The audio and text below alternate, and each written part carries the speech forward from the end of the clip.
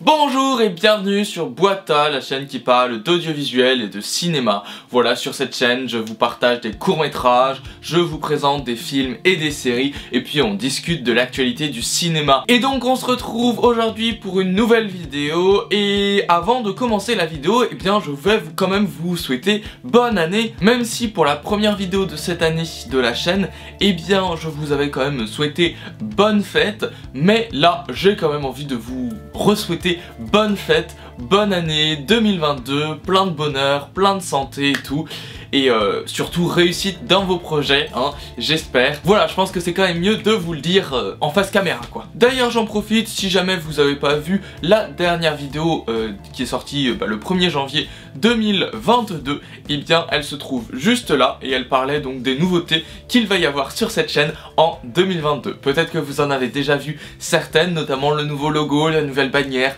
et il va y avoir encore pas mal de choses qui vont se dérouler pendant l'année 2022. Là, il y a des gros projets en préparation, donc ça va être cool. Franchement, en 2022, j'espère que je vais réussir à réaliser plein de projets, et voilà, pour encore améliorer la qualité des vidéos, la qualité du contenu et tout, et voilà. J'espère que cette chaîne va se développer encore plus en 2022, c'est tout ce que je souhaite.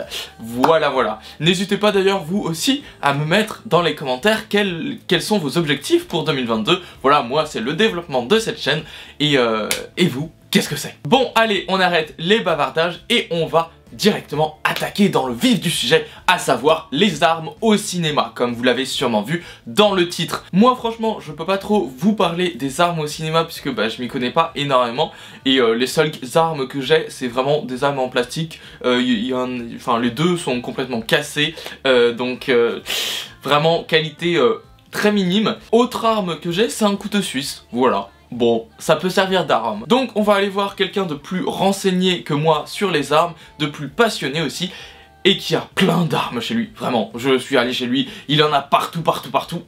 Vraiment, il fait du tir airsoft et tout. Ce quelqu'un, il s'appelle Mathéo, et on va le voir tout de suite. Et donc, voilà, on se retrouve avec Mathéo, qui va nous parler un petit peu des armes au cinéma. Voilà, on va lui poser des questions. Déjà, on va commencer par le rôle d'un armurier. Donc, sur un tournage, quelles sont les règles de sécurité à avoir et à quoi sert un armurier en fait? Les armuriers, ils ont pour rôle d'assurer la sécurité des gens qui sont sur le plateau, qui utilisent les armes, donc que ce soit autant les techniciens que les acteurs, donc ils vérifient les armes la veille des tournages. Il les démonte, il les nettoie pour s'assurer qu'il n'y ait aucun problème de fiabilité et que tout se déroule bien sur le tournage. Ok, très bien, et du coup on va voir maintenant les différents types d'armes, et voilà, quelles armes utiliser à quel moment, enfin dans quel type de situation, pour quel type de film, et voilà, on va voir un peu à quoi ça sert. Ça marche. Alors premièrement, on a les répliques airsoft, qu'il faut vraiment différencier des armes parce qu'il ne s'agit pas d'armes. Ça tire des projectiles en plastique de 6 mm, c'est des petites billes, et ça va être plus utilisé pour des armes qui ne vont pas tirer, qui ne seront pas en action, en admettant par exemple un garde armé devant un bâtiment. L'arme n'est pas en action, c'est plus simple d'utiliser une réplique airsoft qui ne va... C'est juste pour le déguisement quoi. C'est ça, une arme qui va pas coûter très cher parce que, on va le voir après, c'est des accessoires qui peuvent être relativement peu chers en fonction de ce qu'on peut trouver. Tout dépend évidemment de la qualité du modèle que vous choisissez. Autre système qu'on peut retrouver, et là c'est à dénoter des répliques airsoft, vu que là on va réellement parler d'armes, ce sont les pistolets ou revolvers dits à blanc ou pistolets d'alarme. À dénoter des répliques d'airsoft parce que là pour le coup il s'agit vraiment d'armes qui sont classées en catégorie D2, donc vente libre à partir de 18 ans, qui sont des pistolets ou revolvers utilisant des cartouches à blanc. Donc là on a vu soit les armes à blanc, soit les armes airsoft, mais dans les armes, il y a... dit armes airsoft. Mince. Donc là on a vu la différence entre les armes à blanc et les répliques airsoft, mais il y a aussi des différences entre les différents types d'armes.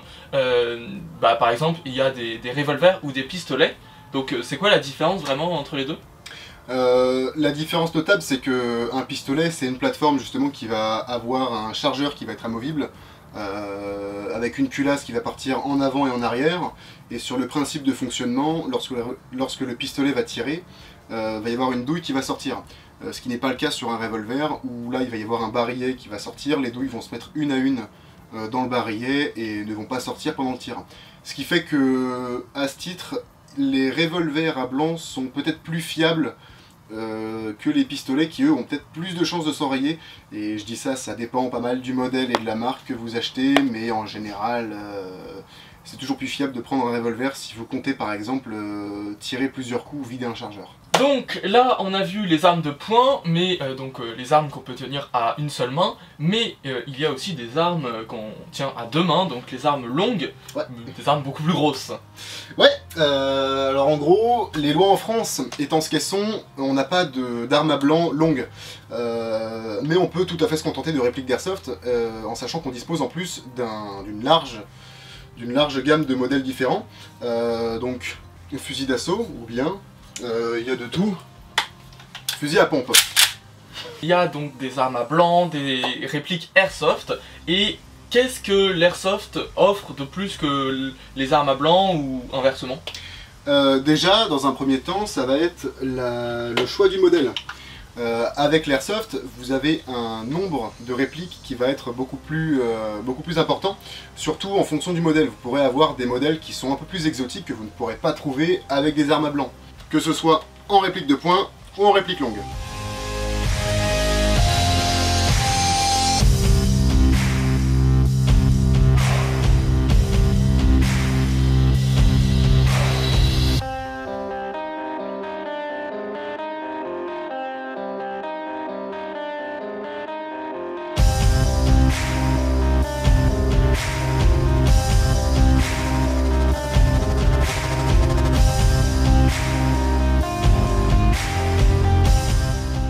Autre avantage de l'airsoft, on peut utiliser du gaz et tirer à vide. Ce qui fait qu'on a un effet de recul qui n'est pas aussi important que sur une vraie arme, ni une arme à blanc, et on n'a pas cet effet de douille qui sort du pistolet. Mais on a un côté où on a du recul et on peut s'en servir n'importe où. Là où une arme à blanc, au niveau du bruit, c'est pas possible. Et il faut des protections individuelles et collectives beaucoup plus importantes que pour une réplique d'airsoft, qui demande généralement au minimum une paire de lunettes de protection, si c'est possible. Et donc là, on a vu les avantages de l'airsoft, mais les armes à blanc, j'imagine qu'il y a quand même quelques avantages. Oui, tout à fait. Le premier, déjà, c'est qu'on a un réel effet de tir qui se traduit du coup par une grosse flamme en sortie du canon, de la fumée et surtout un bruit.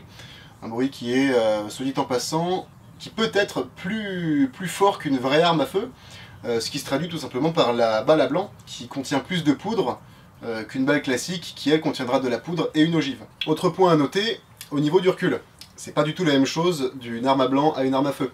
Le recul d'une arme à feu est évidemment beaucoup plus important, ce qui fait que sur une arme à blanc, il n'y a quasiment pas de recul, c'est-à-dire que l'arme ne va pas se lever. Si vous voulez faire une scène où vous tirez à blanc, il est conseillé d'imiter un petit peu le recul, pour éviter d'avoir ce côté où vous avez la flamme, la douille qui sort, tout est bon, mais le recul, pas du tout. Dans les films, ça se voit. Mais tout ça, il faut pas oublier que c'est vraiment quand même des armes, hein. Enfin en tout cas les armes à blanc, ce sont des armes, et donc il faut forcément respecter certaines règles de sécurité sur un tournage. Tout à fait. Les armes à blanc, le plus important, c'est le son. Donc un casque ou des boules caisses. Et je te rassure, même pour l'airsoft, il est recommandé d'utiliser des lunettes de protection si c'est possible. Dans la mesure où vous tirez à vide, c'est toujours une bonne idée d'avoir des lunettes, on ne sait jamais. Mais pour les armes à blanc, casque ou boule caisse, plus de 150 décibels, tapant perforé, ça peut vite arriver. J'étais déprimant, putain. La vache. Ok, très bien. Et est-ce que tu aurais un petit conseil à donner pour ceux qui nous regardent et qui veulent se lancer dans le court-métrage et qui veulent faire un court-métrage avec une arme? Est-ce que tu aurais un conseil à leur donner? Ouais, privilégiez du matériel pas cher. Si vous commencez, ne craquez pas votre budget dans une arme si vous n'êtes pas sûr de vous en servir. N'hésitez pas à aller faire un tour sur Airsoft Occasion où certains utilisateurs peuvent vendre des répliques HS, donc qui ne fonctionnent plus. Vous pourrez profiter d'un bel effet métallique sur une réplique qui ne peut pas tirer, mais vous aurez un prix qui tombera parfois en dessous des 20 €, ce qui peut toujours être pratique. Si vous le budget, si le budget vous le permet, vous pouvez toujours investir dans des répliques d'airsoft fonctionnelles avec l'effet blowback du recul de la réplique. Alors blowback c'est quoi? Le blowback c'est le mouvement de la culasse avec le gaz ou le CO2 que vous allez utiliser avec votre réplique. Si le budget peut vous le permettre, je vous conseille aussi d'utiliser des répliques licenciées, c'est-à-dire des répliques qui ont des marquages sur la culasse ou sur le corps de votre réplique, des marquages qui sont des marquages licenciés par la vraie arme. Pour l'exemple, j'ai une réplique de Glock 19 qui a les marquages du vrai Glock. Donc la réplique est licenciée par la vraie marque Glock, ce qui reste bien sûr une réplique Airsoft. Voilà, ah je me suis niqué la main. Autre point important, si vous avez une arme à utiliser pour n'importe quel type de vidéo, c'est le transport.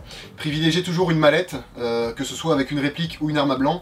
Une mallette si possible qui peut se fermer, et si vous n'êtes pas en mesure de fermer votre mallette, je vous conseille de démonter votre réplique ou votre arme.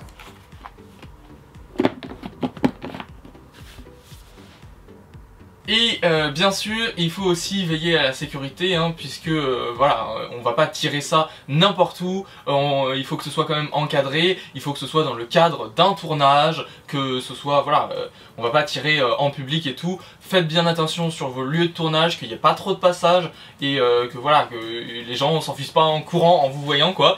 Et donc, peut-être un mot de la fin, pour finir. Stay safe. Donc voilà, je tourne la conclusion ici. J'espère en tout cas que cette vidéo vous aura plu, qu'elle vous aura appris des choses et tout. N'hésitez pas à laisser quelques commentaires si la vidéo vous a plu, et puis si vous avez encore des questions, n'hésitez pas surtout à mettre plein de commentaires. En tout cas, nous on se retrouve samedi prochain pour une nouvelle vidéo. Donc 18 h comme d'habitude, ne loupez pas ce rendez-vous. Et maintenant, qu'est-ce qu'il reste à faire? Gros pouce bleu. Et puis bien sûr, vous abonner, hein, juste là, parce que ça me soutient énormément. En plus, ça se fait qu'en un clic. Vous cliquez et c'est bon, on n'en parle plus. Hein. Et puis si vous voulez aller regarder d'autres vidéos, hein, vous avez le droit, vous pouvez aller regarder ma dernière vidéo qui se trouve juste là, ou une vidéo suggérée. Voilà, et donc moi, je vous dis à plus pour de nouvelles vidéos.